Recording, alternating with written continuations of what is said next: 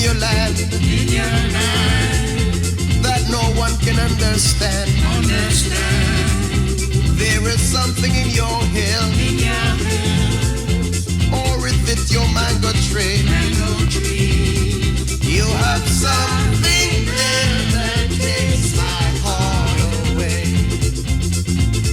In Ekanina, we are Grenadians. Are you? Land of spice, when everything's nice. Grenadians, may God bless you.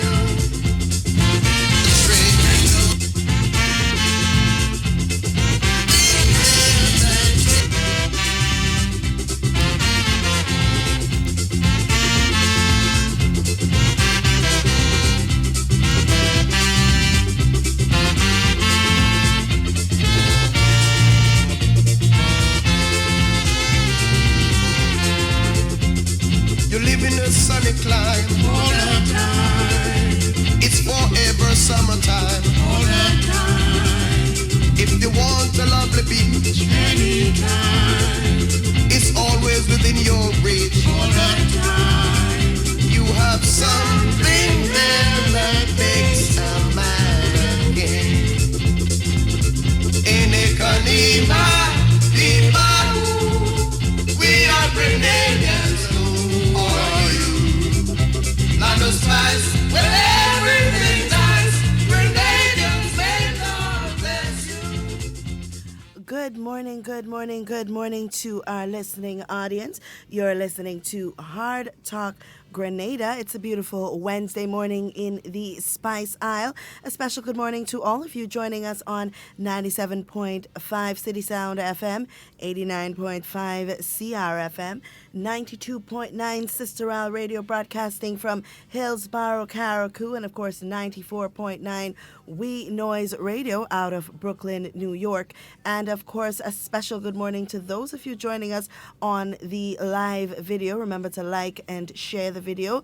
Get everyone involved in the conversation. So we are in that season, in that time where we start celebrating our independence, Grenada's independence, and I've been appealing to all of us to look deep inside and to identify the reasons why we celebrate this thing called independence. Why are we celebrating our independence? I mean, we've come from such a far place to where we are now. So much improvement, so much development, and we have a long way to go, So we must identify before we start cooking all that oil long and painting our streets in red, yellow, and green. We must identify why it is we celebrate our independence. So, of course, we appeal to people to, just do a little bit of reflection, on why we do what we do. And, of course, the calendar or the schedule of activities for this 2020 Independence is out. Our theme being preparing for the future through empowerment, growth, and long-term sustainable development. What a theme, all right? And it is jam-packed with activity. I always admire Carriacou simply because Carriacou is so true to their culture. Their culture is so rich and so embedded in them. I'm looking at the independence schedule of activities, and I was having this conversation yesterday with an individual, and the schedule of events for Carriacou and Petit Martinique is absolutely amazing. They have so many activities. They keep true to the culture, and I wish that everyone would take a page from Carriacou, a place that's very close to my heart, and just look at how they celebrate the different aspects of Carriacou culture, which isn't much different from Grenadian culture, or the mainland culture. but they have some aspects that are signature to just Carriacou, and they hold it there, they celebrate it, and they promote it, And I keep saying from over the years that culture in Grenada has really taken a downward spiral, and it's up to us as a people. It's up to us to ensure that we get it back to what it used to be. Get it back to a place that the place that it has to be. All right, guys, remember it's Wednesday morning. It's open line. So you can pick up your phones and start calling, start sharing, being a part of the conversation. We have so many different topics that we want to cover this morning, so many things that we want to clarify this morning, so many updates that we want to give. So just be a part of the conversation. Remember the numbers to call, 440-7377 for local calls and 440-7377 if you have a WhatsApp message that you'd like to send. And, of course, 347-329-3101 if you are in the diaspora and you want to give us a call and you want to share with us. So, of course, the celebration has already started for independence. They would have started as early as the 9th, I believe, of January with the under 15 secondary school cricket tournament. And then we have the Carriacou Independence Radio Quiz, primary and secondary schools. There's so much activities and there's so much things to be a part of. I particularly like Independence because it gives me an opportunity to get all dressed up in my my peasant dress, and get involved in all of my cultural dances and, hear all of the drumming. And it's really a special time for me looking at all of those colors and so on. So, we encourage more people to get involved, be a part of what's happening, the different oil down pots that will be going down.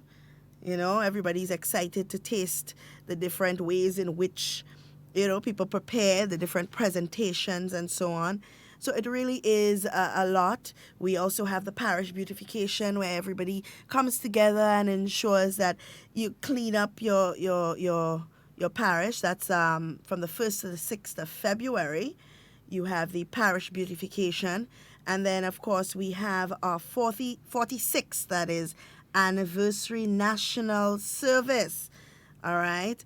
And that is at Our Lady of the Rosary of Fatima Catholic Church, St. Paul, St. George, and that starts at 3 p.m. That's on the 2nd of February, Sunday the 2nd of February. We have our first caller on the line for the morning. Good morning, caller. Yes, good morning to you. Hi, good morning. How are you? Happy New Year to you too. Same to you. Right, and all the best for 2020. Yes. I do call to contribute on the independence because, I'm struggling with it. So much things that we're now doing right. I just call to compliment you on the tone of the program since you're there and the way you conduct the program. Well, thank you. Okay. But before I let you leave, you did mention that, you have your reservations about the independence and so on. But what do you believe, as a Grenadian? Because we all have to contribute. I will always say that. And all of our voices matter, right, in matters of national importance. What do you believe, in your opinion, can be done to help improve our independence celebration? Well, over the years, I had been doing my thing, be it government X, Y, or Z. I don't think politics or government to do what I have to do. I'm current in all of the things that I do over the years since maybe at the age of 9, 10, coming up to present. I'm not satisfied. Whilst we celebrate independence, it seems to me that we don't know why we're celebrating independence because of the way we behave. I would like to see us involved in community activities on a daily basis. Keep our communities clean, look out for each other, and have independence take that side, that meaning to it. Whereas we celebrate, we must demonstrate what we're celebrating. Absolutely. Right? And if you had to suggest to the celebrations committee or to anybody out there with the power to make a difference, right? I mean, we all have the power to make a difference, but actual practice. What community activity would you like to see in your particular, maybe even in your community? What activity would you like to see for independence? I would like to see the Independence Committee practice this on a daily basis, not once in a year. You do programs that will affect the development of the committee, the pulling together of the committee on a daily basis. For instance, community cleanup on a daily basis, monthly, yearly basis. You don't wait on a particular time to do it. So you have the committee prepared. So when you are going to celebrate, you celebrate what you did before. You know, you don't wait until the day comes or the month comes and then you say, okay, we have to brighten up. The committee must get involved on a daily basis in the communities. They must be on the ground to ensure that things is done in the community on a daily basis so that when independence come around, you have very little to do but just to celebrate what you did before. Okay. All right. Well, thank you so much for your contribution. You're welcome. You're welcome. Yep, it takes each and every single one of us to be a part of what's happening in our communities. And I said that just last night in conversation. I said to somebody, I do want to see more community activities when it comes to independence as well. We have another caller on the line. Good morning, caller. Hello, caller. Good morning. Hello. Hi, good morning. Morning, sweetheart. How are you? I'm good, and how are you? Okay, I'm blessed. All right. I just want to say something concerning the flag. We have red, green, and gold. Right. We don't have yellow in the flag. We have gold in the flag. And everybody saying yellow. We don't have yellow in the flag. And the green always in the center of the flag. And I wish that people would be more educated on the flag. Is red, green, and gold, and not yellow. It's like some educated people saying, kids, kids, kids. We don't have kids. We have children. Yeah. You know, and this is time people must be educated on those things. A goat make a kid, a human being make a child, or a baby. You know, so it's come just like the flag, red, green, and yellow. Yet we don't have yellow in the flag. Have a blessed one now. Bye-bye. All right. Thank you so much for the contribution.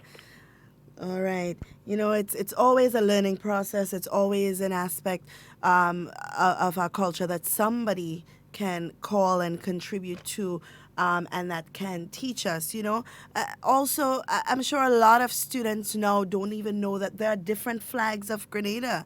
The flag that we see hoisted now is not the flag that we would have had in 1875 or in 1903 or in 1967. We have different flags, and I think we have had different flags. And I think a lot of these things are things that our children need to learn and our children need to be taught. And it's not something that it should be taught when independence comes around. It should be part of the curricula. It should be part of the history lesson in the classroom throughout the year. You know, and throughout the stages of whether it's primary or secondary school life, you know, it's something that should be embedded in them because it's part of their culture. It's just as important as learning math and English and all of these things. You know, they need to be taught why the colors of the flag. I mean, we sing it in a song, you know. They need to be taught what the symbols on the flag represent. Really, do they understand what it means to be an independent nation? These things are things that need to be taught to our children, you know, but it takes all of us. It's not just the education system. It's not just the teachers in the school. It's not even just the parents. It takes every single member in society, you know, to teach our young people, and even not just the young people, but even our visitors. Teach them what Grenada is all about, what the items and the symbols and these things represent, you know. teach them that the red color of the flag stands for courage and vitality, and that the gold is for our wisdom and warmth, and that the green is for our vegetation and our agriculture. You know, all of these things are things that need to be, promoted. It needs to be told to our children, something that's embedded in them. We also need to learn how to respect our flag. A lot of people don't have respect for the Grenadian flag. We just do all sorts of things with the flag, but really we should have, a lot more respect for a national symbol, something that says this is Grenada. So we definitely have to be mindful of all of these things. We have a lot of activities coming up, of course, before the Independence Day rally and so on. We also have the motorcade, and I really do want to see that motorcade being bigger and better this year.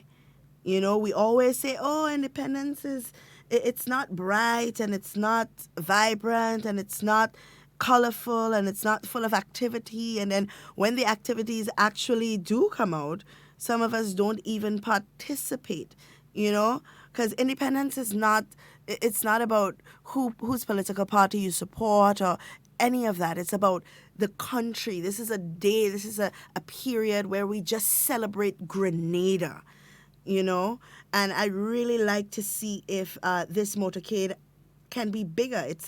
I believe it's next Saturday, the 25th of January, right? It's an island-wide motorcade that should start at about 9 o'clock. So adorn your vehicles with the national colors and put on your national colors, and let's just go around the island in celebration of the state that is Grenada. We also have the cultural extravaganza, which I believe, and this is just my personal opinion, of course, I believe that this extravaganza, I know usually, and it is this year as well, on the 1st of February, they're going to be having it at the Grenville car park. I also believe, honestly, that this is something that should happen not only in Grenville, but persons in St. George that might want to celebrate this as well, and may not have the means of which they can get to Grenville at that time of the night and then get back home, can also have an opportunity to celebrate this cultural extravaganza. So maybe it's a thought that they can consider. It doesn't have to be this year. We have many more independence celebrations to have, but it is something that can be considered. Let everybody be a part, There are so many cultural groups within the island, so many people that want to be a part of the celebration, and it doesn't just have to be the celebrations committee. You and your little community can also come together and say, okay, well, we're going to celebrate independence our way. We're going to invite some drummers and we're going to invite some dancers. Or we're going to have our own little street parade, get our children dressed up and bring them out, whether it's in a field, whether it's on the road, and just really celebrate, sing some of our patriotic songs and just enjoy, just celebrate as much as we celebrate Carnival. And we have all of these activities and all of these fun things happening during the Carnival season. We can do the same thing during Independence and celebrate. As big as Carnival is, we need to celebrate independence even more, So keep that in mind. I'm hoping that sometime during the day today, we can post on our Facebook page the schedule of events so that everybody knows, what's happening. We also have on Saturday the 25th as well, the Sunset City Food Festival, which is in Victoria, St. Mark. So maybe when the motorcade is over, or even if it's still happening, we can make a stop in St. Mark's and eat some good oil dung and bakes and salt, fish and fry, breadfruit, all the good things. And then we have on Sunday the 26th, we have the Mount Morris West Indian breakfast that starts at 6 a.m. So you definitely want to support that as well. So there are a lot of activities happening. The interministerial competitions where all of the ministries get all dressed up and decorated, in the national color and national symbols and so on. And they participate in a competition. We have another caller on the line. Good morning, caller. Good morning, Miss Duncan. Hi, good morning. How are you? Fine, thank you. Okay. We're listening on GBN to the program with those guys talking about the celebration and whatever. And something just came to my mind. Mm-hmm. I cannot remember the year, but that year when Dr. Keith honored Uncle Gary and gave him that car. Mm. And I want to say it was from that year, Miss Duncan, from my speaking, you should understand my age. And from that year, Miss Duncan, I want to very recognize Dr. Mitchell and compliment him for that great deed he did. From that year, I should say to you that the independence had made a drastic turnaround in Grenada. People started to recognize our independence and move on. I know we have a lot more to do, but I want to say when we as citizens give the rightful honors to the people who have contributed, it says a lot.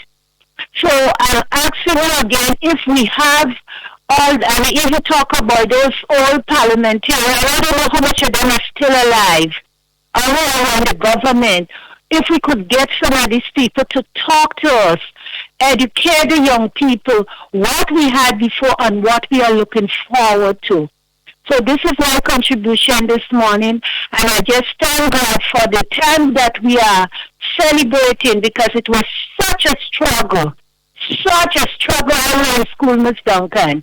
I was going to the park in those times of Queen's Park, where the children, would have been taking part in the celebration. There was such an uproar on getting this independence and celebrating it. But thank God today that we are in peace, and we are looking forward to celebrate 46 years. So thank you for your time, and just continue and do whatever you are doing. Thank you. Of course. Thank you so much for your contribution. And it's these valuable contributions that make a difference in what we do. And of course, we like when you contribute. We like when you call and share your stories, because it's not only you just calling to share, but you're also educating someone out there that's listening. You're also, even I'm very young, so I learn a lot from our callers, and I appreciate a lot of the callers that call and share with us some of the very important historical events and things that would have happened before, and keep us updated on what's going on, and as we were talking about the national flag, it's important to mention, of course, some of the important things about the flag that people know and, of course, take for granted. For example, the flag, it should never be allowed to touch ground. It should not be flown or used for purely decorative purposes. All of these things are things that we need to know. We have another caller on the line. Good morning. Hello, good morning. Hello? Hi, good morning, Miss Jacob. Good morning, sweetheart. How are you? How you do, baby? I'm good. How are you? The other day, with somebody doing some with it today for me. They take up somebody nice, but they did quite down the road. Let me tell you, my God, you think Blaze is easy? Blazing easy, no? Blaze was a man. He go together with Uncle Gary. They go to the Queen. Both of them sign Duncan. You know what do Blaze do? Blaze come back drunk. And he say, what? Who's Gary? Gary go get independent? Why you go get independent? Grenada nah, nothing for independent. When they think Uncle Gary coming in his car, Uncle Gary coming another different car when they searching for him. Girl, but I think it's two things that poor man go through. Uncle Gary, you think it's two things he go through? Ah, God, Lord have mercy. And that day, the 7th of the 7th of February, oh boy, when that day, Independence Day, girl, when electricity and them take out all the current, and that poor man is a good thing. He had backup. His generator, he put up the flag in, no? Generator, he put up the flag in, independent flag. But I wasn't in the dark.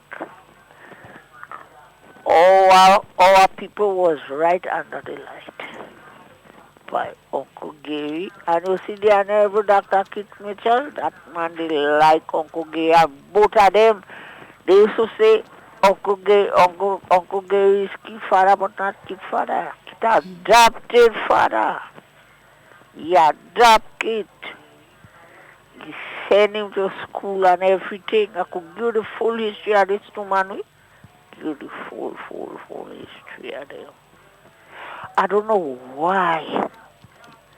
And these people already know worse than those before. If I tell you that, I tell you all. And the seed already know. It worse than before. I'm telling you. Because anything Uncle Blaze want to do, you agree, right? But behind Uncle Gary back, you go eat him up. But he does agree.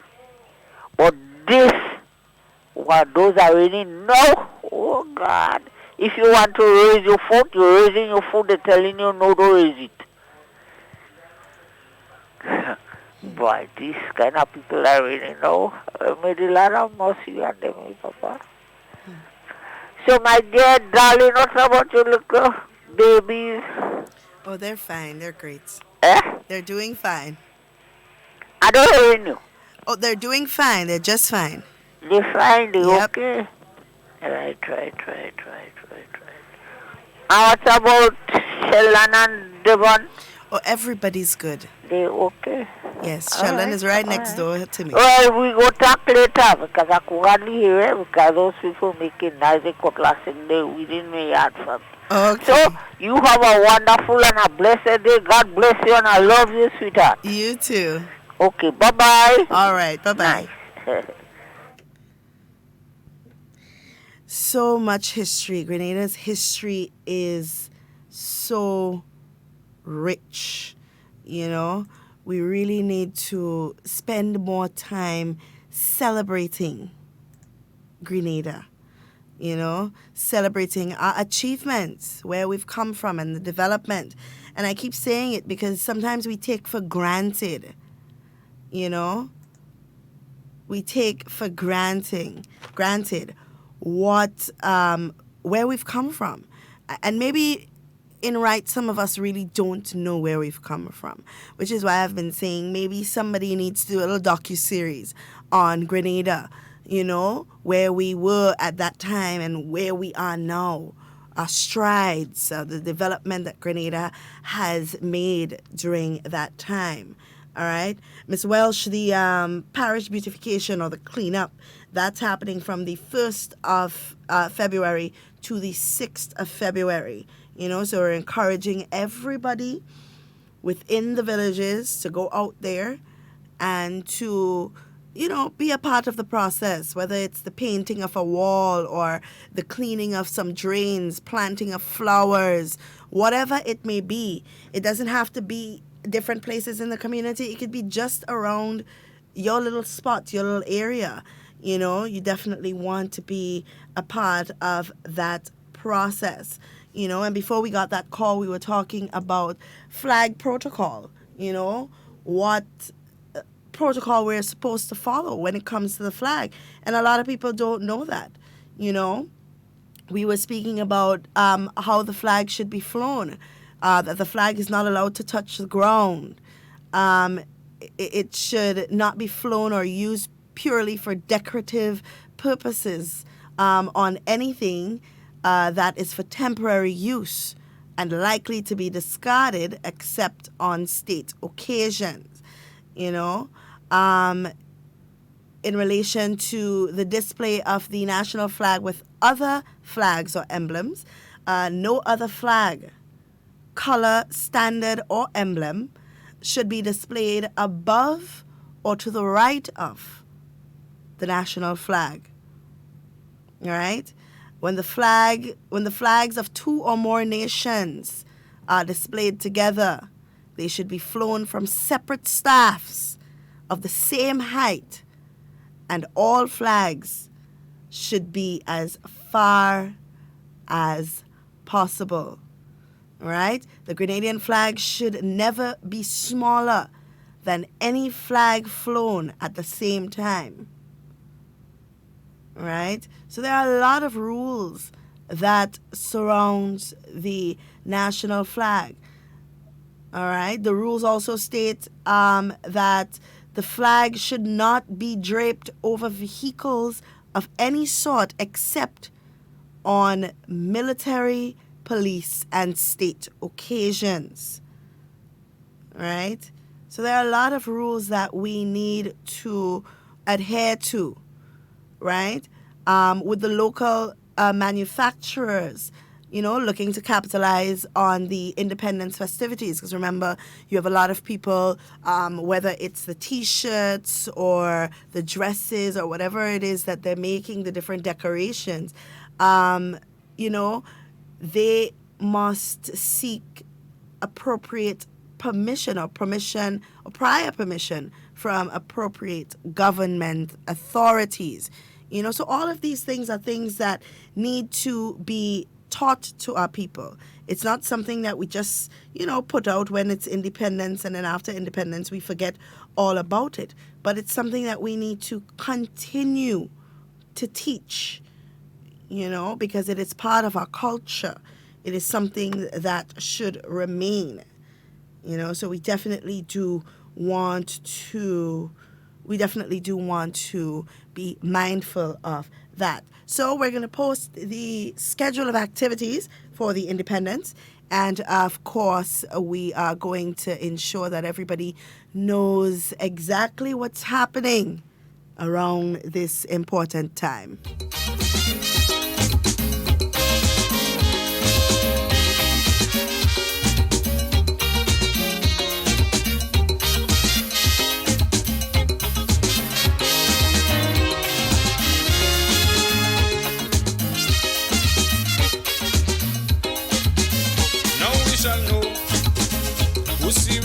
But struggle, like those who show they could rise from the rubble of devastation with patriotism and dedication for our reconstruction.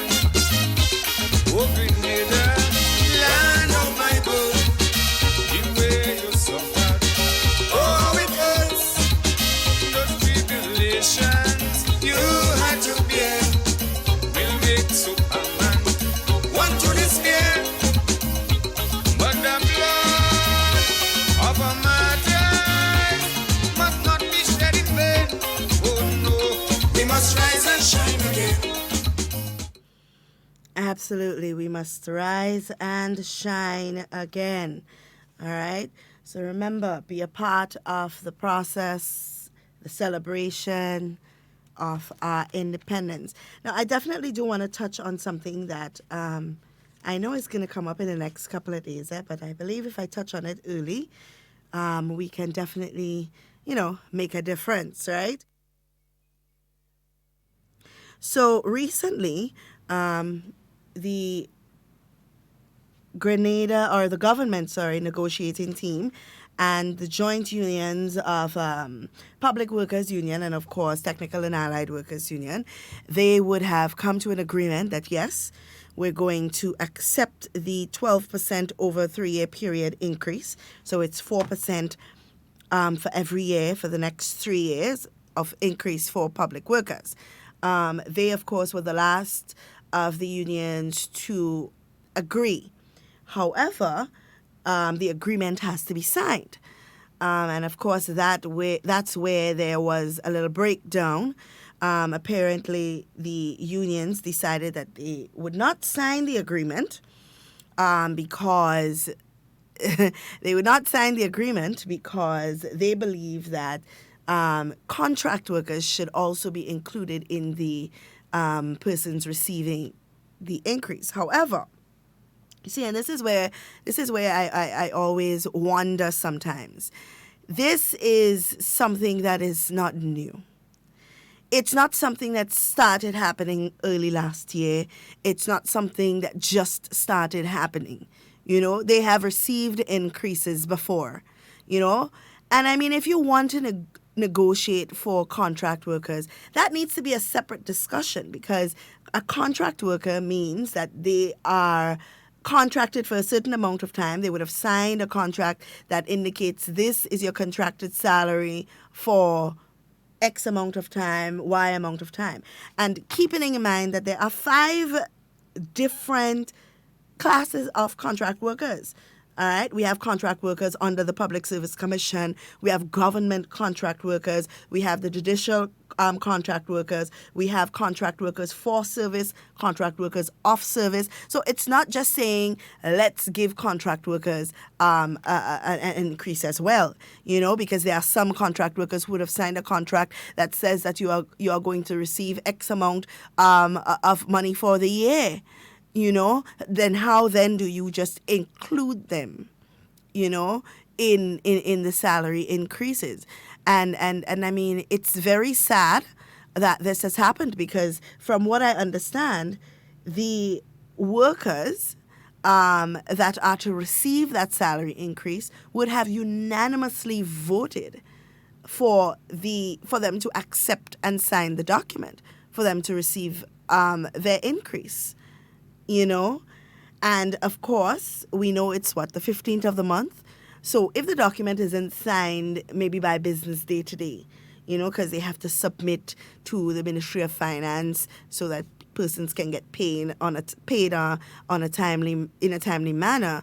If they don't do that, then it means that the 4% increase will not reflect in those public servants' salary for January. And I mean, that's a sad thing.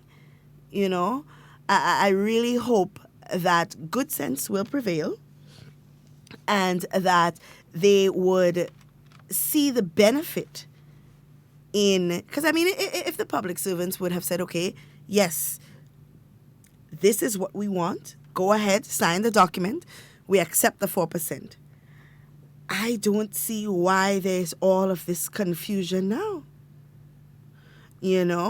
It's very sad.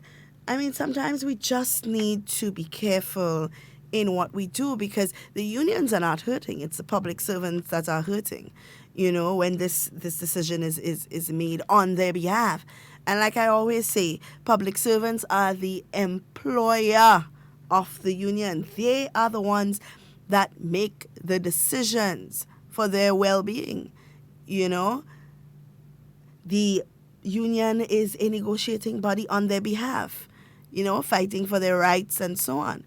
And yes, it may be part of their jobs and duties to work on behalf of those contract workers, but that's a separate conversation from the salary increases that should happen at the end of January, that some public servants may not see as a result of this issue, So we definitely appeal. We appeal to the unions to let good sense prevail, and let everybody be happy. Everything doesn't have to be a fight and confusion and a setback, and it doesn't have to be. Things can be resolved amicably once the proper processes are followed. Remember, the number to call is 440-7377 for local calls, 440-7377 for WhatsApp call, not calls, but messages. And, of course, 347-329-3101 if you are in the diaspora and you want to share and contribute. It's open line. You can call and contribute. Tell us about some development that's happening in your area, something that you're happy about, We have another caller on the line. Good morning, caller. It went through Dominica. Hello? Yes, my ancestral family in Dominica, Hello? the McBarrows. Oh, no, it seems like the lines probably got crossed. All right, so remember, you can call and you can contribute to the conversation. Remember, yesterday was the 14th of the month, so the NIS increase would have been implemented from January 1st. We have another caller on the line. Good morning, caller. The call dropped out. Yes, it did. Morning. Okay. No, I was saying that something come to mind as you mentioned this thing with the government of the union.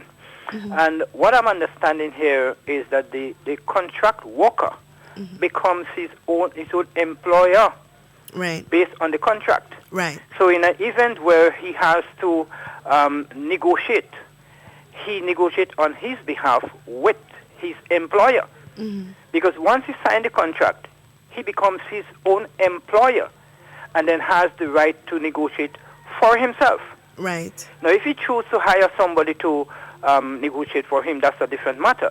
Mm-hmm. But he has to negotiate now with the people who gave him the contract on himself. So I don't think the union should space themselves in there on behalf of the worker without the right to bargain for the worker. Because you see, I don't think it is fair for the worker, because you're holding up that particular worker now who perhaps would go to his employer and say, look, the contract I signed here, to me, is not fair. Could we renegotiate? Right. So I think here, what you call here is a managerial problem there, and I think it's an oversight by the union. And you have to sort things out first before you make that move. These things are technical areas, and you have to look at it, in other words, discuss it at depth before you actually come to the surface, because that could create more problems for all of us here, the general public. So I wish you will review this and settle that quickly. Of course. Thank you so much for your contribution, caller. Yeah, this is not a matter to be clashed with salary negotiations, because you're not negotiating on the salary of a contract worker. That has already been fixed and signed into their contract. They have already agreed on that. So you can't want to clash it now with salary negotiations for public servants who have signed in their contract and agreed to incremental increases, So it's definitely a different conversation. It's probably a conversation that needs to be had, but it's a different conversation, So they definitely need to sort that out.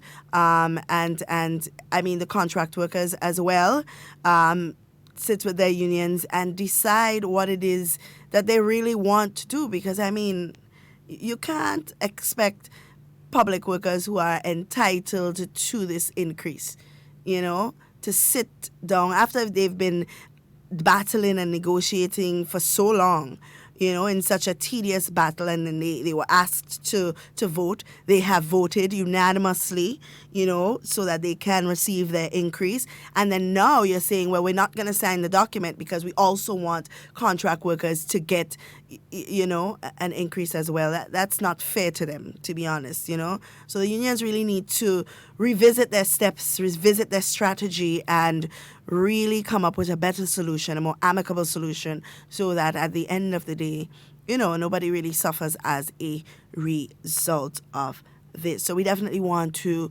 appeal to them to let good sense prevail. And then you also have the Union of Teachers, who would have recently stated that they are still at work to rule. And sometimes I always say, work to rule isn't such a bad thing. Sometimes you get more productivity out of a work to rule than you get out of when they're actually, doing their thing. But really revisit what the work to rule states. You know, it does give a way for them to attend activities outside of school hours. I mean, sporting activities is not something that would have just started happening. This is something that has been happening for years, eons, you know, and there has never been this problem.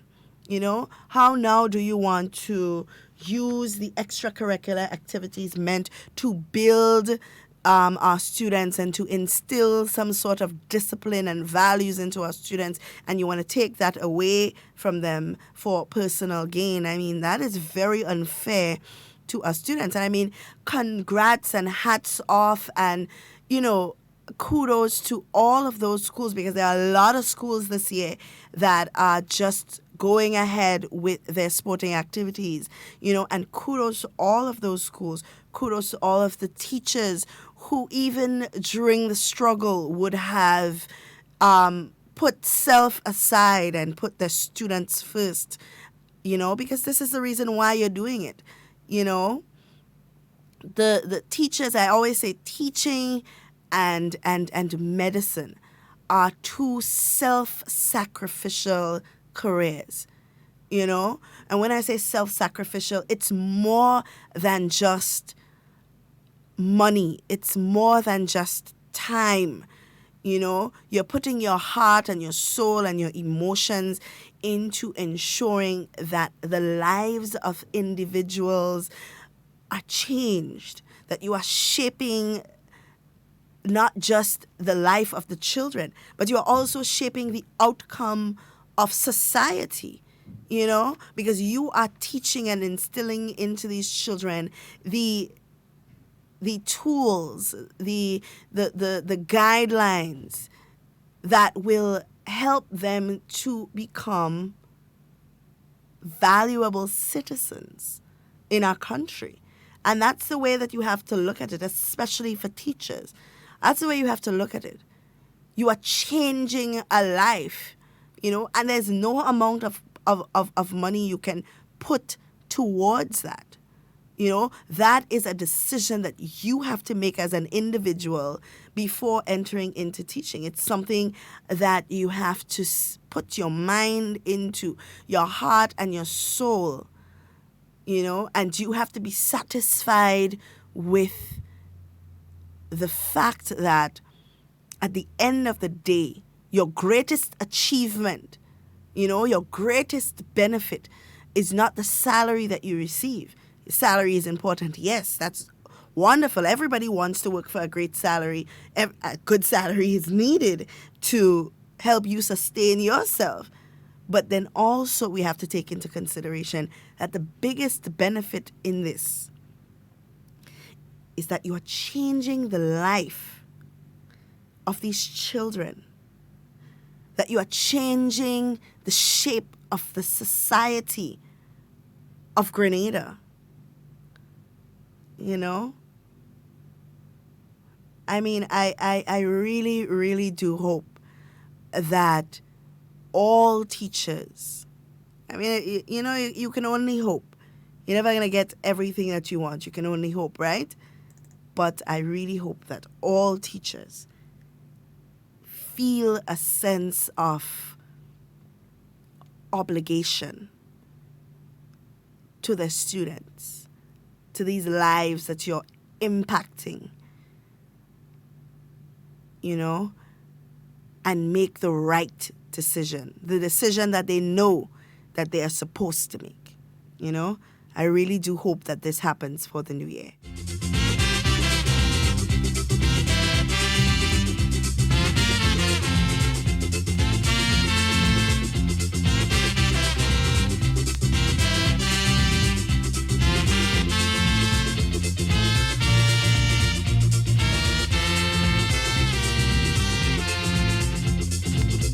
You lovely people in Grenada, drinking rum and a coconut. There is something in your land, that no one can understand. There is something in your hill, with your mango tree. You have something there that takes my heart away. Enekanina, Iba, we are Grenadians. Who are you? Not a spice when everything's nice. Grenadians, may God bless you.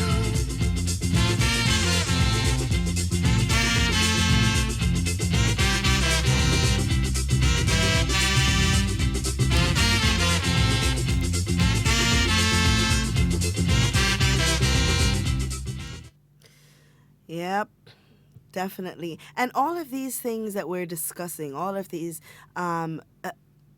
things all tie into what being a patriotic Grenadian is all about, you know. You know, what do you want to see happen in your country? Whether as a teacher, whether as a policeman, whether as a nurse, whether as a doctor, a sanitation worker, a janitor, you know, a skilled tradesman, whatever it may be. What do you want to see happen in your country? You know, it's all of us. It's all of us. It takes every single one of us to be a part of that process, you know? It takes every single one of us. It's a cycle. We all need each other, you know? Because without the sanitation workers, there'll be nobody to ensure that waste is properly disposed of, you know? That's a very important job, you know. Without our skilled men and women, there'll be nobody to do our plumbing, nobody to do our carpentry, nobody to do our masonry, you know. Nobody to do our electrical work. Without our teachers, there'll be nobody to mold our children into becoming valuable members of society, you know. There'll be, if there were no policemen, there'll be nobody to keep the peace. You know, so we all need each other. We are all the machinery, all part of that machinery that makes Grenada work and function. You know, we all are part of that process. So we all have to be grateful for the things that happen. We all have to, you know, contribute in our own little way to what happens in Grenada, in sharing the positives. You know, for example, I heard not too long ago, one of our farmers was appealing to people to go out there and buy the surplus of eggs that were on the market, you know, and that actually goes to show that more people are getting involved, you know, in our agricultural sector. You know, we have another caller on the line. Good morning, caller. Hello? Hello, caller. Good morning. Hello, caller. Good morning.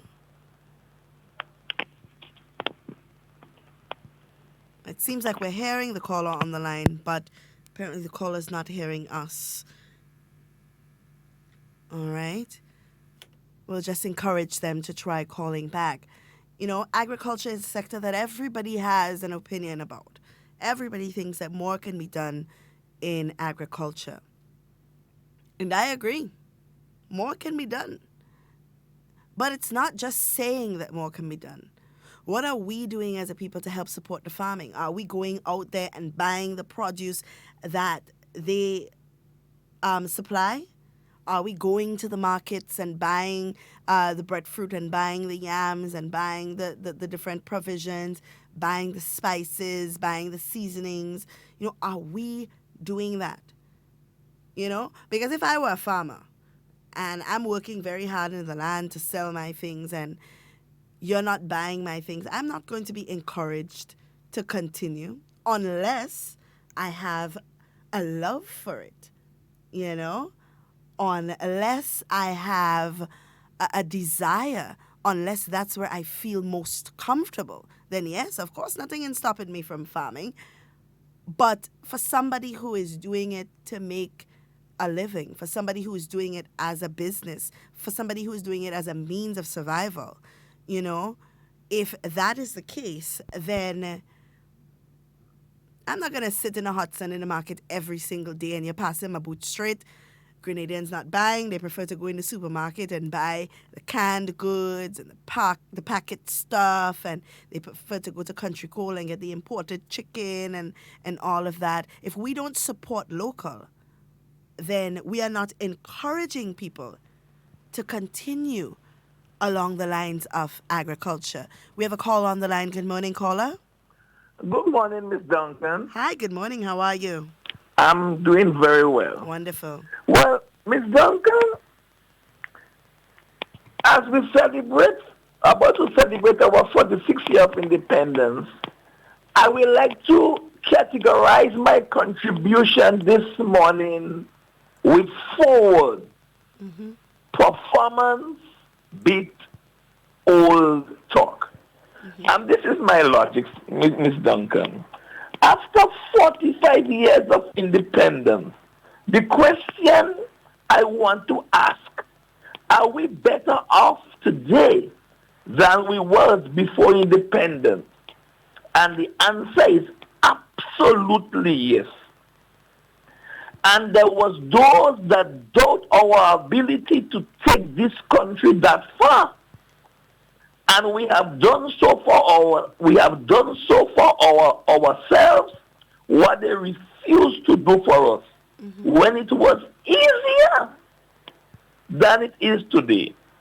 Our people are more smart, more intelligent, more educated, more productive, more innovative, and more creative. We have done well, Miss Duncan, but we all know we could have done better. But I am an optimist. With God's blessing guidance, and the leadership that we have in government today, we are in good hands. Yeah. So after 45 years of independence, we know that performance beat all talk. And that's why we have put all our eggs in one basket, because based on our experience, we know that performance beats all talk. Miss Duncan, have a pleasant day. You too. Thank you so much for your contribution. Wow, what a logo for our independence. Performance beats all talk. Would you look at that? I see.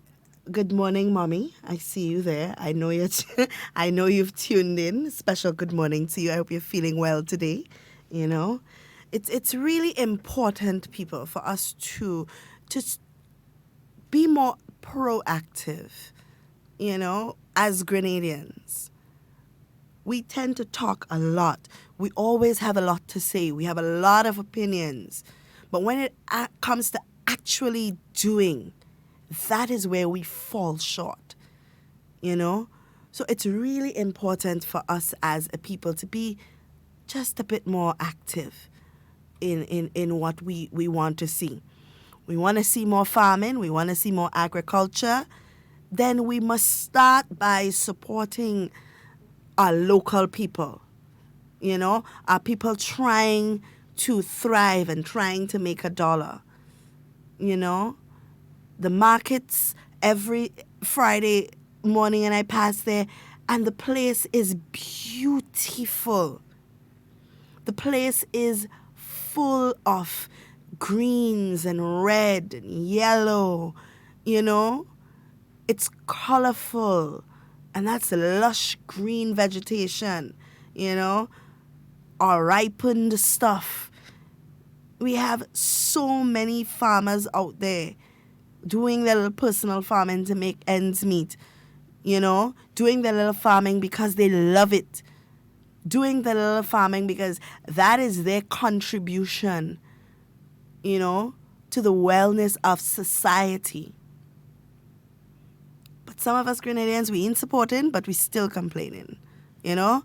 We ain't buying a Hannah fig, we ain't buying some blogger, we ain't buying some yam, you know.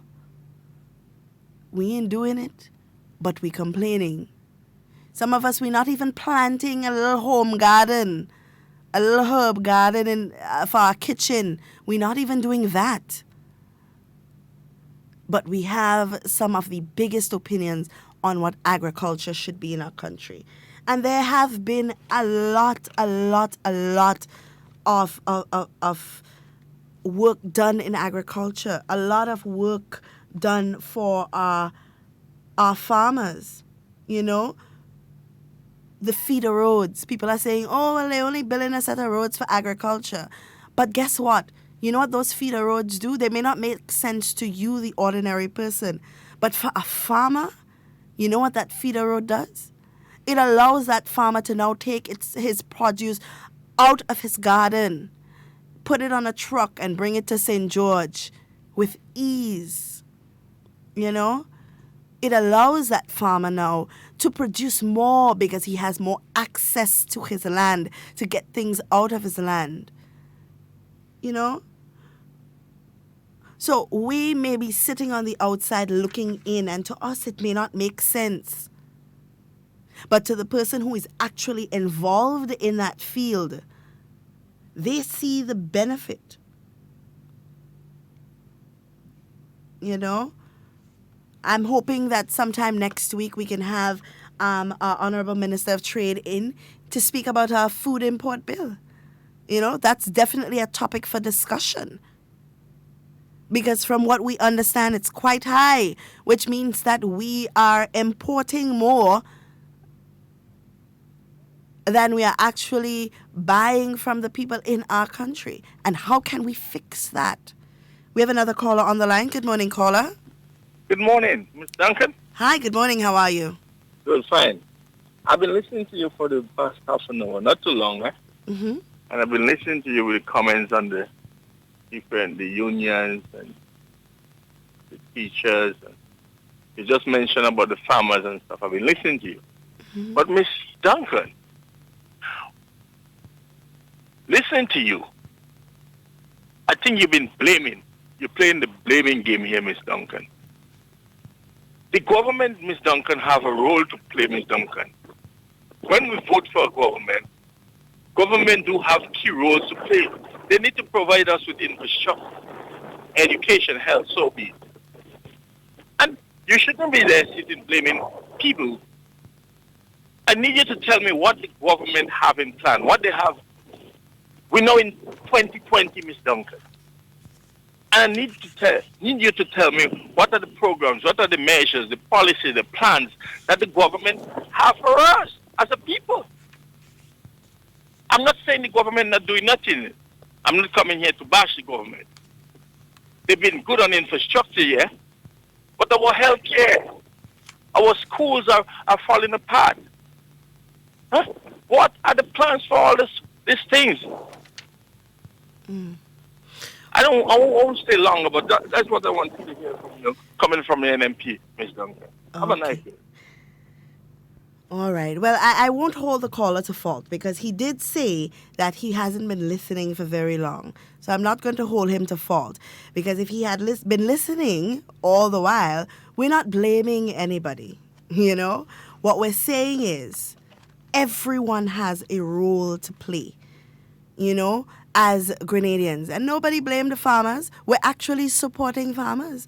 You know, and sometimes I always say this. Sometimes we listen as people to respond and we don't listen to understand. Because have we been listening to understand, then that comment probably would not have been made. Because we're actually supporting farmers. Farmers are doing all they can do. You know, what we're saying is that Grenadians, we as a people, must also support the farmers. And you're asking, well, what has government done? What has government done for farmers? I mean, the list is so long to mention. We have programs available where you have farmers being able to purchase plants and seedlings at a lesser cost.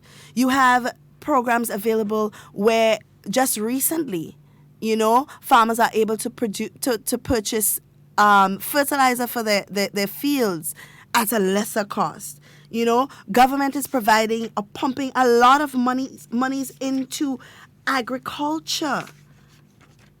You know, let's just talk about the $3 million that will be spent on the rehabilitation of the 10 farms, right? where we'll have employment for over 40 people. Let's talk about that. Let's talk about the crop insurance coverage for farmers, where they can claim for crops that have been destroyed or anything like that due to natural causes, where the government is investing $376,000. Let's talk about youth in agriculture, where young people are being encouraged to help out on farms, where they're being paid.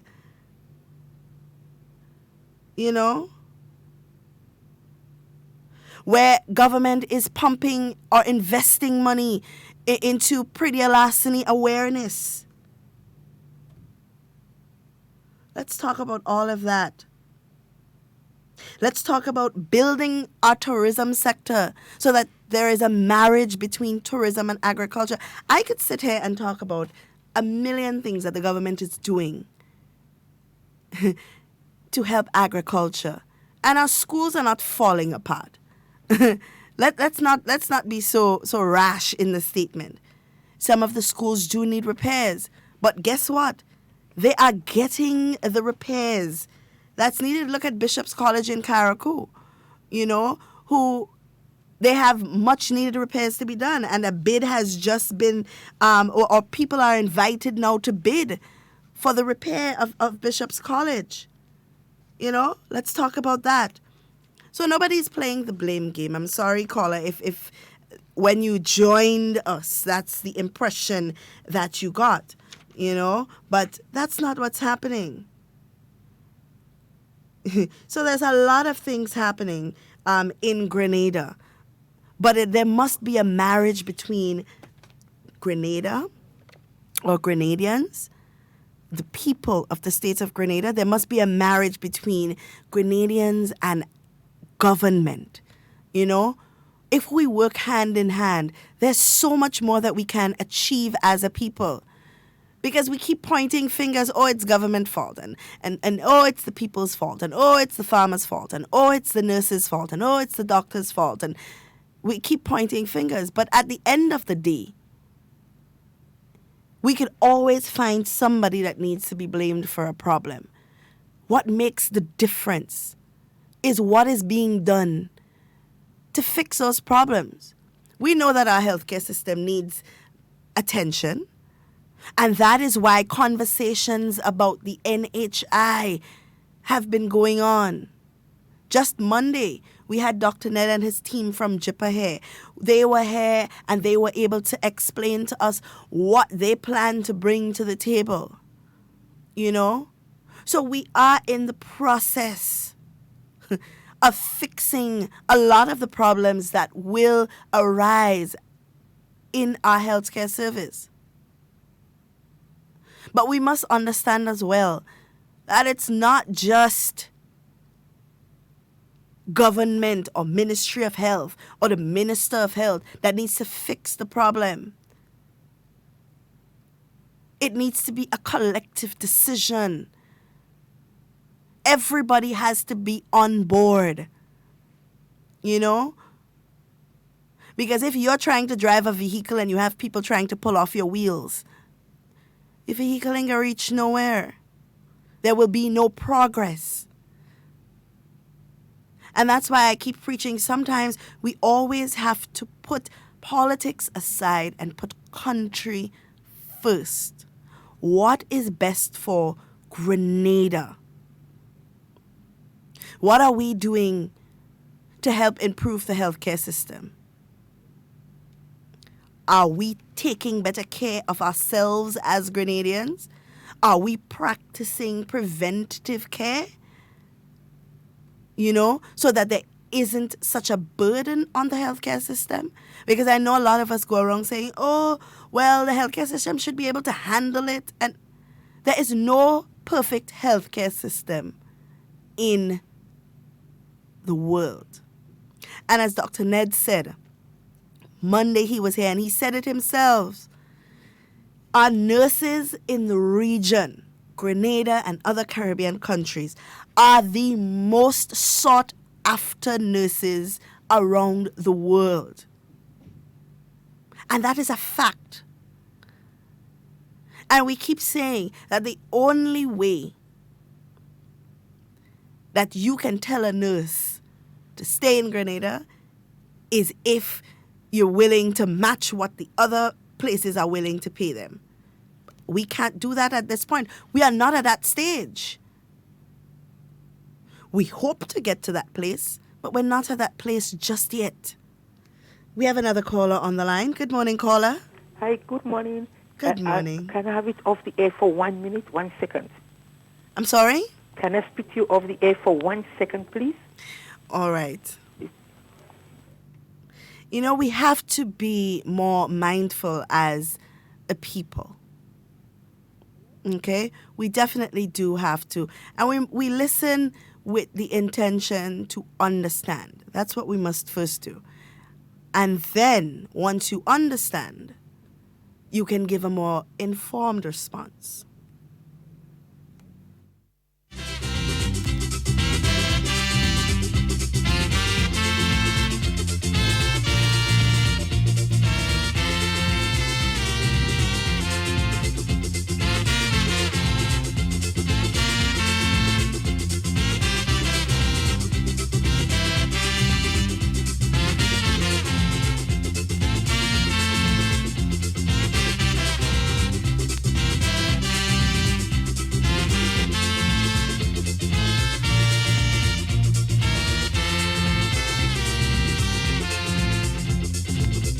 You lovely people in Grenada, drinking rum and a coconut. There is something in your land, that no one can understand. There is something in your hill, or is it your mango tree? You have something there that takes my heart away.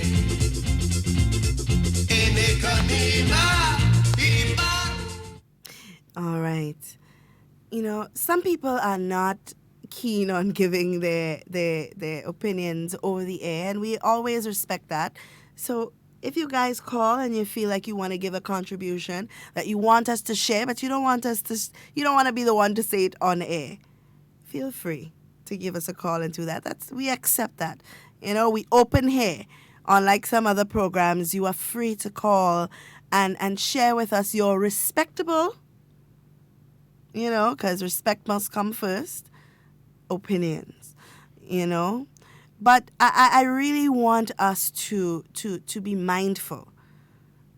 We listen sometimes to respond, so we don't get the full gist of what somebody is trying to say to us. We must develop the practice, and it's a practice that we have to teach our children as well.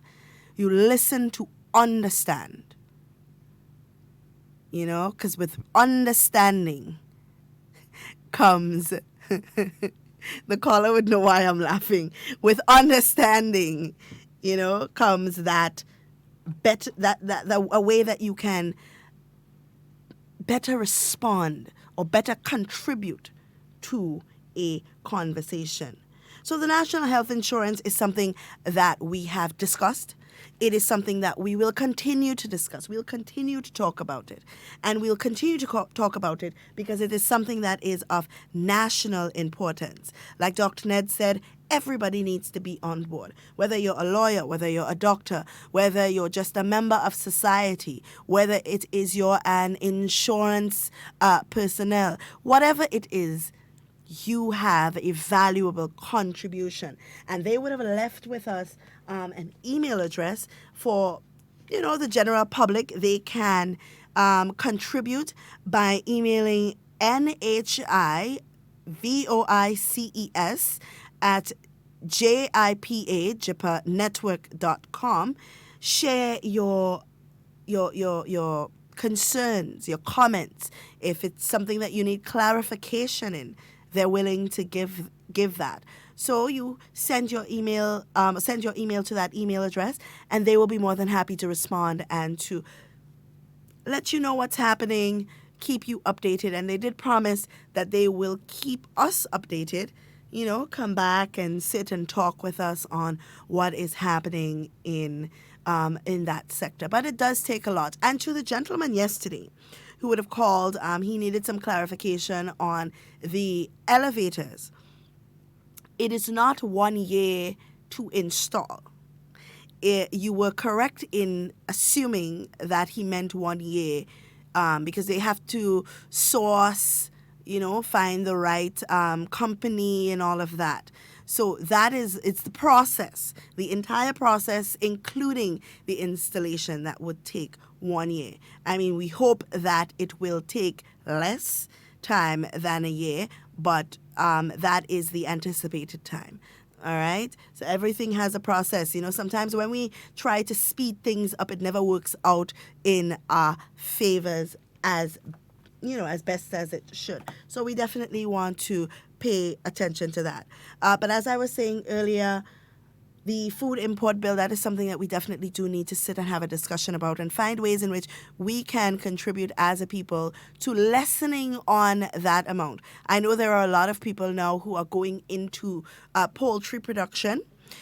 Poultry is on high demand, which means that as a society, we are unable to supply the amount that is demanded, right? So that tells you a lot. We consume a lot of chicken.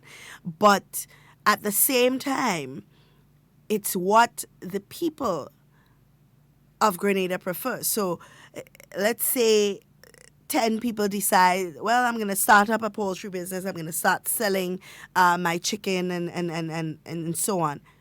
Are we as a people willing and ready to support local? That's the question. That is the important question. Are we ready and willing to support local? Because we can call for it. Asking for it is one thing. But are you ready to support? When it actually comes on stream, when John, Peter, and Harry decide they're going to have a big fowl farm in St. Andrew and they're going to slaughter and sell to locals, are we ready to say, I will support John and Peter in their endeavor and I will buy from them? That's the important question here, huh? Because we ask for a lot of things. We demand a lot.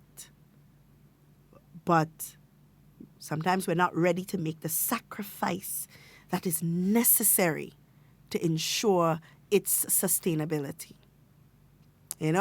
We do that, and then 10 years down the line, 5 years down the line, John and Peter cannot continue their business because they're not getting market for their business.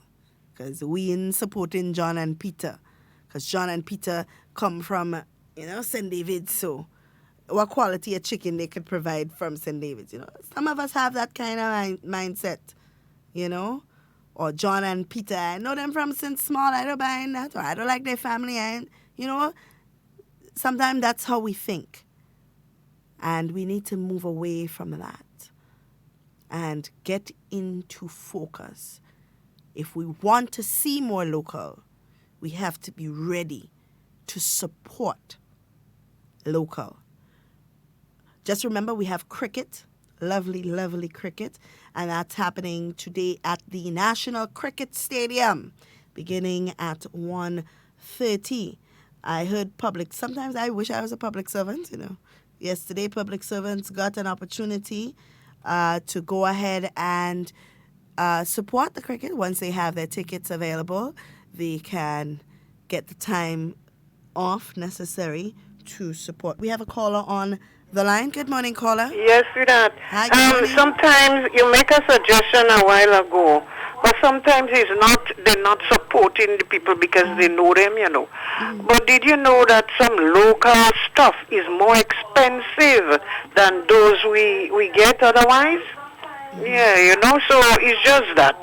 All right, sweetie, you have a blessed one. All right. Sometimes it is true that you may get something at a cheaper cost.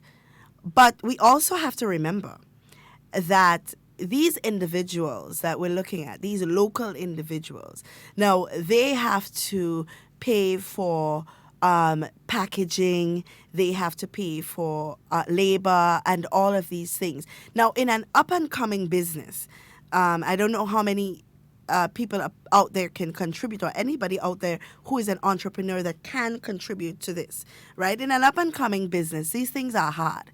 Because remember, you're taking a loan to start that business, right? The startup cost. So you need to get to a level where you can then decrease. So if we support as a people, then we can get to a place where they can say, okay, well, we can lower the price because we're getting enough support so that we're able to run our business at a lower cost. You know, we have to take that into consideration as well, you know, because the business must be sustained. While we might want it at a lower cost, while it might be more cost effective for us and our pockets, remember, they must also sustain their business. But we have to think along the lines of, if we support, if we come together as a people and decide that we are going to support local, then these local entrepreneurs can get to a place where they're making enough money, where the business can be sustained and the prices can be lowered. We have to take that into consideration as well. Because guess what? We Grenadians want it at a lower cost. They can sell it to us at a lower cost. In 2 months, 3 months, when they can't sustain the business anymore and it closes, they still have to pay back their loan and whatever. And we move on to the next cheaper price. We have another caller on the line. Good morning, caller. Yes, ma'am. Good morning. Thank you very much for the for getting the information for me as it relates to the elevator. Mm-hmm. I know. Well, I know the government have their thing, but based on where I sit, if I can be assistance, mm-hmm. I can source good elevators in just a couple of weeks. I mean, this is things I deal with every day. Mm-hmm. But I know the government might have the people they want to work with and stuff, so that's besides the point. Mm-hmm. A caller just called and made a very valuable contribution, in my mind, concerning prices and stuff. Mm-hmm. And I want to support that caller because, for example, there is a prominent business in Grenada who does manufacturing on a big enough scale, and we would get stuff coming out from Trinidad, and it's very cheap. It's way cheaper than what this particular company, I don't want to call the company name, I guess everybody knows, but what this company would produce. And this company is in a lucrative business and has been operating for years. So I think our problem is that the pricing is too high. Okay, let me ask you a question, caller. Way too high. Let me ask you a question. Are you familiar with economies of scale? With the? Economies of scale. Economies of scale. Of scale. Mm-hmm. No. Okay. Basically, in economies of scale, right? Mm-hmm. It's saying that you can have lower prices, but you must have a large buying power. So, for example, you may see a company in business for years, and you may think that the company's prices are too high, but the company has been in business for years. Maybe the reason the company has been able to stay in business for years is because of its cost. Because we can only assume that they have a huge buying power, meaning that they have a large portion of the population buying their goods. We can only assume that, but we don't know for sure because we are not in, the finances of that business. All right. For example, in order to let's say we're producing, let's say I open a company and I'm producing water, for example. All right. Now, I invest a lot of money into getting the bottles and getting the pipes and building storage space and paying for storage space and administration and employment and all of that, right? Now, in order for me to recover that monies and then start making a profit, I must now tailor my price to ensure sustainability of my business. All right? For example, you have places like Walmart and so on who have very, very cheap prices, but they have huge buying power, which means that a large population or a large portion of the population in the United States shop at these places. So they have... You understand what I'm saying? So maybe we can... I'm hearing you. Maybe we can come to a place where Grenadians or locals are able to bring their prices down. That would be great. I agree with you that some of the prices are high, but at the same time, I understand the reasoning behind it. Well, I would respectfully rebut and say that monies are made on volume. So, for example, if let's say me and you are selling the same product, okay? If you're selling your product at, let's say, $10, and I'm selling mine at $8, it's more likely that I will get my $8. More customers would come to me. I'm looking for turnover. It's not that, the thing is, I'm not going to make a huge profit as you, but I'm going to have a faster turnover, and I'm going to have more customers. And I think that's what we must look at, the turnover. Because what's the sense of having a product on your shelf for a year when you could have turned over that product about 6-7 times in that 1 year? So I think that's a problem. Turnover, we must look at. If we can get the price lower, then more people will buy because they can stretch their monies more. And that is, in my mind, that is the issue. All right. Well, thank you so much for this conversation. I mean, this is a very important conversation to have because if we are encouraging our people to buy local, if we are encouraging our businesses to invest in local companies, if we are encouraging our people to become entrepreneurs, to support the local economy, then all of these conversations are very important, you know. Yes. So and before all I learn run, from each other. I know other people have the call. I think also one of our main problems is government. It's not NNP, not NNP or anything, government. That's a whole new different thing, as you know. Because the government's supposed to, our governments do not support local. They talk local, they do not support local. I think there should be significant breaks for local entrepreneurs, like for on the port and stuff. I would have heard, for example, local hoteliers been asking for certain concessions. They would not get it. But a person would come in and want to open up a hotel, and he would get the government of the day would just open up their belly and just give this new investor everything, what he or she wants. But our local people are not getting that. And I think our government, which party is in power, should always look at our people first and try and help them up and out. Instead of just talking, eat local, buy local, we should also need to help them come out and push them up. And, I think government should look at that too. Well, I would say in some part of what you're saying, I agree. But remember, when we're looking at investment, we're looking at incentivizing that investment. Because remember, there are a lot of benefits that come from that one investment. I cannot say that the government should or should not create avenues where they can get certain the investors can get certain concessions and so on. What I can say, though, is once you incentivize an investment, right? You have an investor coming in, they're planning to build a hotel, and you can see ways in which this investment will support your local businesses, then you have made the right decision.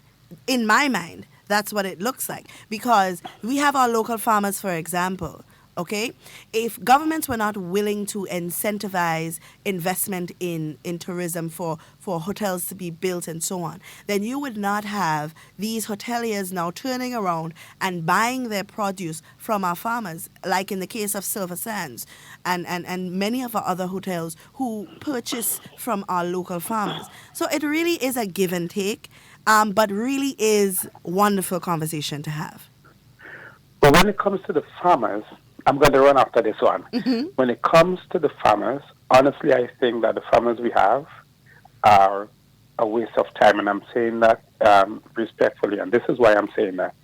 Because all our farmers are thinking is to plant their stuff in the ground, root it up. Either you go in the market and you sell it, or you sell it to one of the hotels or marketing board. They're not thinking adding value. And they cannot, in that case, they have to stop talking about, the government is not assisting us in here. They think about adding value to the product, because the product, once you add value to the product, it's even better. You can distribute your product in multiple ways instead of just going to the market. Your banana would ripe in a couple of days. It may spoil. You may not get to sell. Marketing board can't get everything. Sell. The hotel will not buy everything. You know? Understand. That's what when it comes to farming in Grenada, we're not thinking about farming yet. So it's the farming part of this thing, for me, in my honest opinion, is just a waste of time. But have a good day. You too. Thank you so much.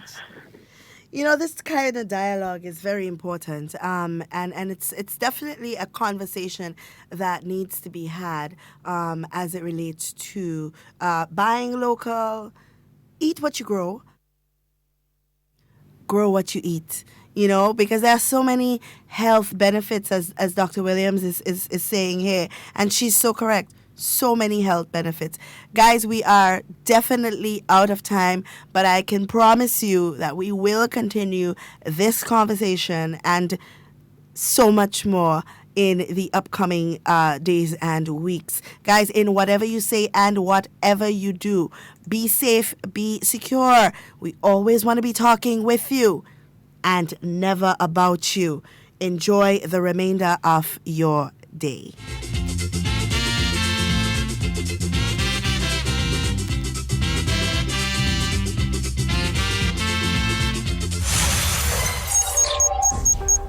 You're listening to Hard Talk Grenada via www.hardtalkgrenada.com.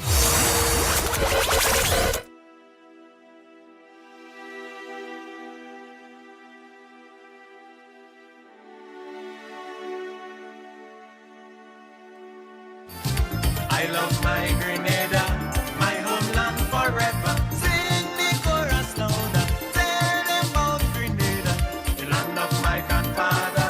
She will always prosper. Oh, my Grenada, land of peace and culture. Pure Grenada, the small but beautiful and unspoiled tri-island state of Grenada, Carriacou and Petite Martinique, is located in the Caribbean with a population of just about 100,000 people. Led by Eric Matthew Gary, Grenada got its independence in 1974 from Great Britain and had 7 prime ministers since independence. Keith Mitchell is the country's sitting prime minister and is also the longest-serving prime minister in Grenada's history. He is described as one of the most visionary, respected, and accomplished leaders in the world. The large majority of Grenadians are happy with his leadership, and in 3 national elections, the people have voted and gave his party an unprecedented clean sweep at the polls. Prime Minister Mitchell has guided Grenada through difficult periods such as the rebuilding process after the passage of Hurricane Ivan in 2004 and the rebuilding of the economy after 5 years of the NDC administration that ran 2008 to 2013. During that period, the NDC government became bankrupt and was unable to manage the economy. They had to resort to selling multiple government properties to the NIS to pay salaries of public workers. At no time during that period was any public officer able to get an increase in salary or increments owed to them. The NDC government was plagued with infighting and scandal. After just 2 years in office, the NNP government paid public officers increases and increments owed to them for the period 2009 to 2012 to the tune of $58 million. An additional 10% increase in salaries was paid for the period 2017 to 2019. A total of over $110 million was paid during these periods. Officers have been relieved from financial uncertainty as they have been receiving salaries on time every month thereafter.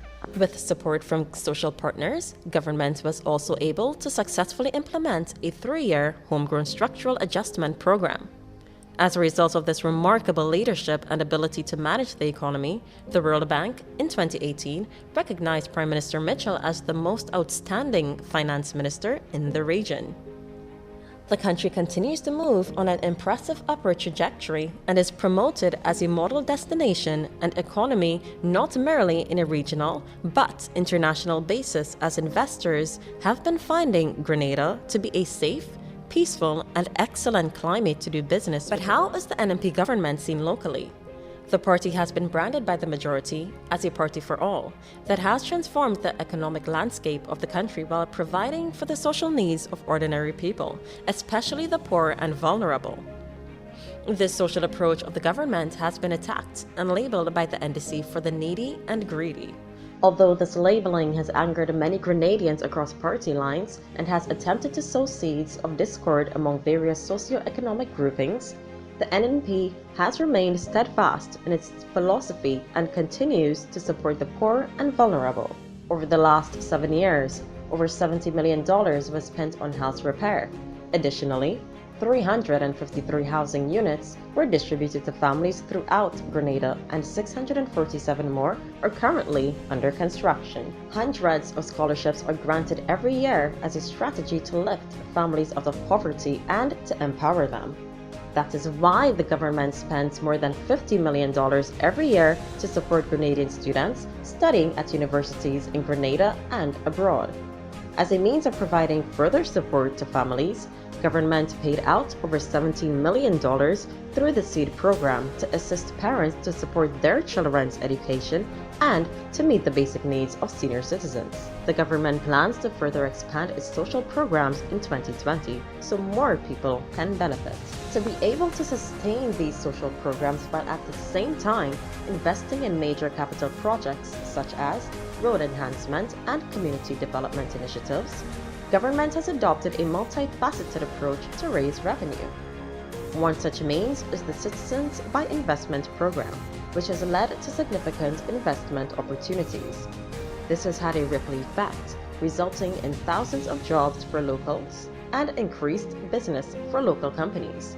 It has also reduced the need for increased taxes. In addition to the many projects already started, such as the Silver Sands Hotel, which opened about a year ago, at least 4 more hotels are earmarked to start construction work in St. Patrick's and St. David's. Projects that will rebound to significant benefits for people in the rural parishes, including farmers, fishermen, and the unemployed. This multi-pronged approach to economic development can explain why the government, on returning to the office, has been able to reduce unemployment figures from over 40% under the NDC in 2013 to 15.1% in the first quarter of 2019. Government's focus is now on developing a comprehensive training program to prepare people for thousands of jobs that are forthcoming. The government must be credited for a huge reduction in the national debt. During the 2008 election campaign, the NDC accused the NNP of incurring high national debt, but the NNP has always argued that the debt, which was incurred mainly for major government projects, is not the real issue. The party has explained that the most important issue regarding the national debt is the country's ability to repay its debts. With this philosophy in mind, government was able to successfully reduce the debt to GDP from 108% to 55.8% in just 7 years. This outstanding achievement provides additional room for government to create far more opportunities for the people of Grenada, Carriacou, and Petite-Martinique. On November 19th, during his annual budget speech, Prime Minister Mitchell announced a $1.46 billion budget. One of the biggest focus of the government in this new budget will be to improve healthcare services. Already, Millions have been committed to a national health insurance initiative, and JIPA, a US-based company led by a Grenadian, Dr. Ned, was contracted to lead the process. Responding to a recent video created by a foreign company, coordinated and marketed by opposition elements in Grenada, with the intention to destroy the reputation of Prime Minister Mitchell and to destabilize the government, key supporters of the ruling party say that it is unfortunate that opposition elements in the country will choose to put selfish ambitions and party politics before country, going out of the way to discredit the country internationally with lies and rumors. But Prime Minister Mitchell says his focus now is on building Grenada and providing opportunities for the people, and as a result, he will not allow himself to be drawn into an opposition's strategy aimed at derailing the success of the country.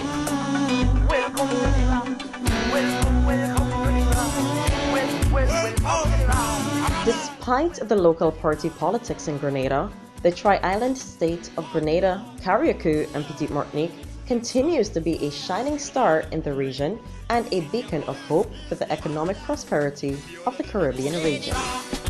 She wanna spice and rock. Say welcome to the rock. She love the spice and rock. Give me oh the rock. She wanna spice and rock. Say welcome to the rock.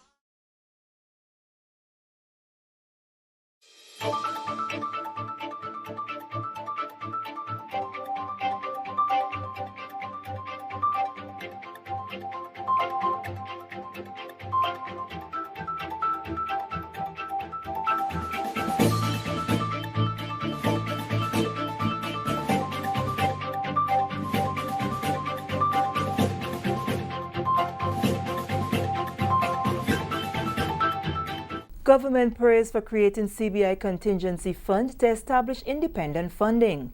Details to this story and more in the national report.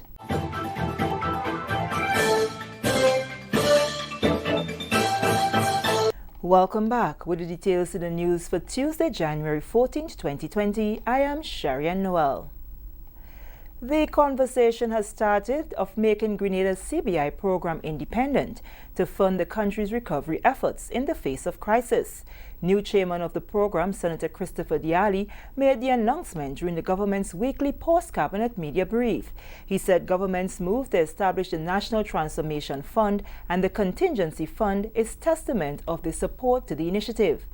The idea, he said, is to depend less on other countries, but be better able to independently fix the country's state of affairs. When we set up the NTF is set up in such a way that the monies that come into the NTF can assist the government in various programs that the government have identified. As Minister said, it's a National Transformation Fund. So government will indicate which projects they want to take money from the fund to invest in. These could be social programs. These could be programs that augment various sectors like IT in the country, as well as set up, deal with issues of debt. If the country was to have a hurricane, we can have emergency access to the Transformation Fund to help in recovery. So we have set up the Transformation Fund, and recently we passed in Parliament a contingency fund out of the National Transformation Fund that must be set up so that it could deal with these emergency issues as they come up if and when. So we're trying to make ourselves independent as it relates to how we deal with our own ability to meet our own funding needs under crisis issues or other issues. The fund mandates 40% of revenues collected under the program from investment to be placed in a special fund for emergency purposes. So if you have any disaster and you need to respond to it, you have 40% of the fund set aside. That is different from when we present the budget and we talk about a contingency under the budget. This contingency in the budget is to meet recurrent expenditure. So this contingency fund is directly related to the revenues collected under CBI that must be set aside. So we have a set aside of 40% of the revenue collected that we can use, and the Act goes into all the details, how you could use it, when you could use it, what will trigger it. You know, I say disaster is one such area in which you can use this contingency fund. That was Minister for CARICOM Affairs, Honorable Oliver Joseph. CEO of the CBI program, Percival Clouden, commended the government on its move to establish a fund. I want to compliment the minister and the administration for having thought to put 40% in a set-aside account for incidentals like disasters. I spent a long time in a disaster area, and after a hurricane, for example, the residents go scampering here, there, and everywhere without direction, without any monies, help, except for the federal government because it's a U.S. territory. We don't have a federal government, a U.S. government, to back us up. So that contingency fund is well placed. In 2019, the CBI generated over $30 million. Moving along with news of cricket, public officers who possesses valid tickets for the T20 match on Wednesday between West Indies and Ireland have been granted half day to attend. A circular was sent to all permanent secretaries and heads of departments on Tuesday, stating officers who wish to attend must present their tickets to their permanent secretary or head in order to access permission. Unquote. Still with news of cricket, Dwayne Bravo, the West Indian all-rounder cricketer who played all formats of the game and bats right-handed and bowls right-arm medium pace, will return to the pitch in Maroon on Wednesday when West Indies plays the first T20 match against Ireland after winning the ODI series. Bravo's selection came as a surprise to some and a welcome move by many. On January 31, 2015, Bravo announced his retirement from Test cricket. In October 2018, he announced his retirement from international cricket in all formats, but said he will continue to play franchise T20 cricket. In December 2019, however, Bravo came out of international retirement in preparation for the 2020 T20 World Cup. Captain of the West Indies men team T20 squad, Kieran Pollard, spoke of the importance of his inclusion in the squad with the GIS. For us, I think it means a lot, a guy with that sort of experience, a guy who plies his trade, around the world, and does things for different franchises around the world. Why not have him in your setup if he's available? So, again, he's not only going to bring the experience, he's going to bring that sort of leadership quality as well. For our young bowlers, he's going to pass on a lot of information and, hopefully he performs and win cricket games for us. So, again, it's about, I said reintegration, but, he's a guy that played, all over the world and, he fits into any team. So it's good to have him back. We're happy to have him back and looking forward to seeing him done the Maroon, once again and, entertaining the fans of the Caribbean. Manager of the West Indies men's team, Ron Lewis, defended his selection by saying Bravo still has a lot to give when it comes to cricket. As you know, when you play cricket in the Caribbean, you have a regional tournament where you perform and then you get selected for the West Indies team. Now, some of these players have played more T20 cricket and represent other teams around the world in the various high-level competition and stand out. And that is very important. Now, if you can go out there with the best cricketers in the world and perform and get player of the series in IPL and, develop your skills in those areas to be on par with top international cricketers, if they're available for selection and under the right procedures and protocols and so on, they should play.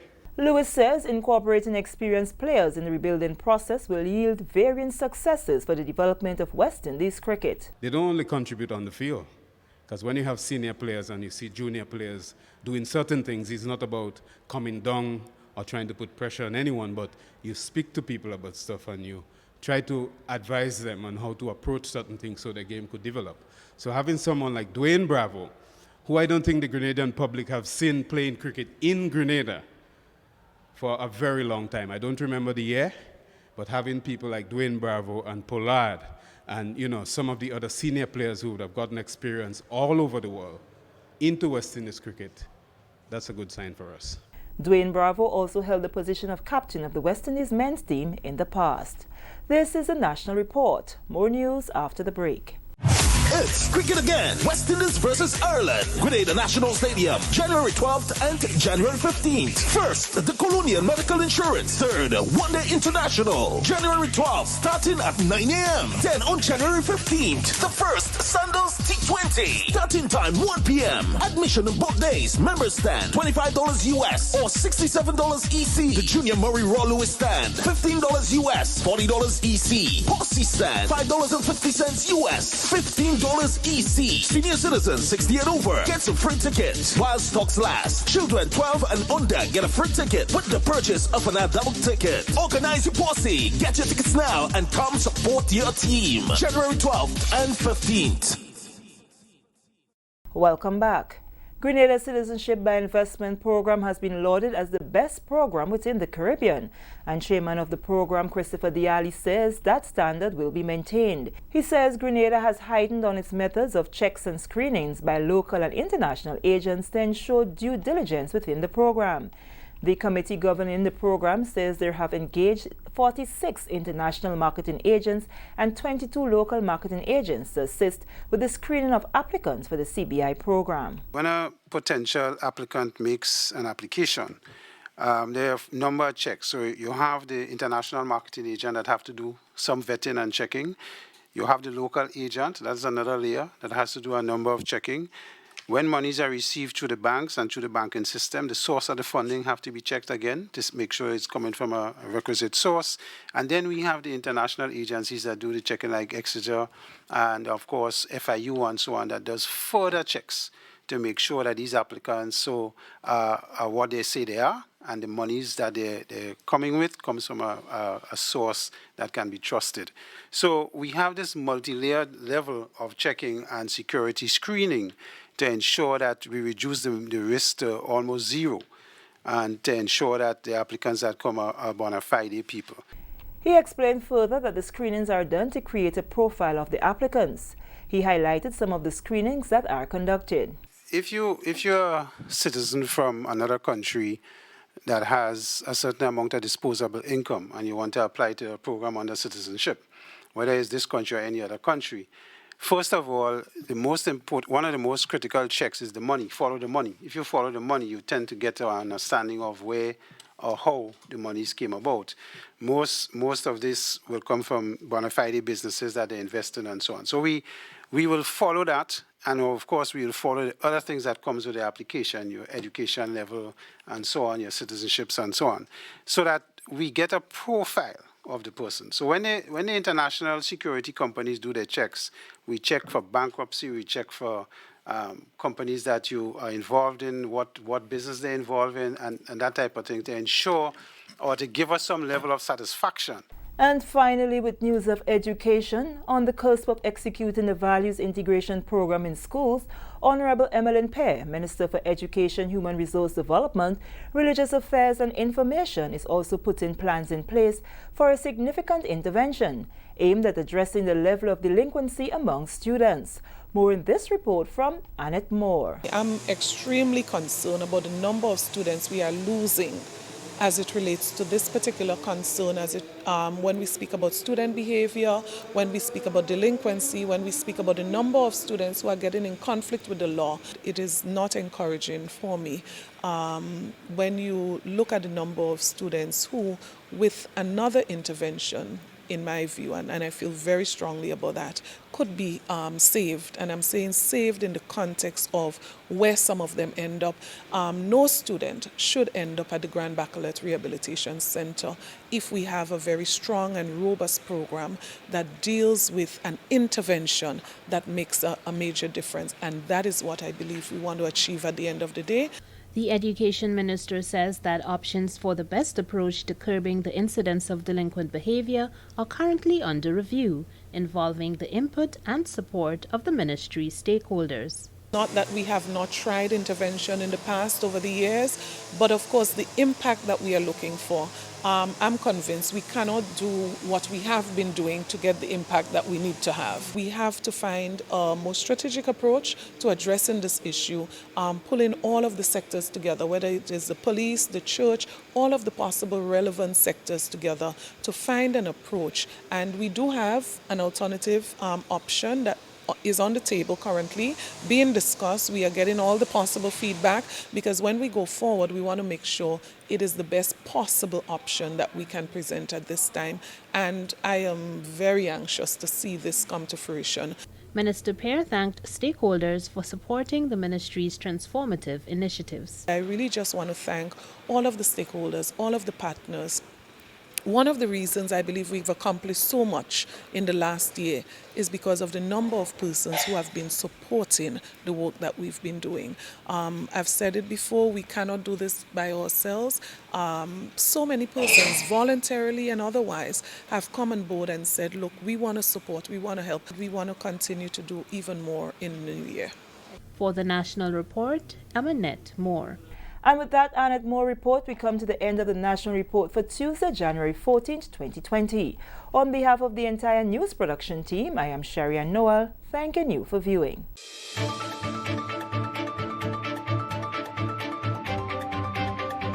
Stay up to date with all that's happening with the new National Party, NNP.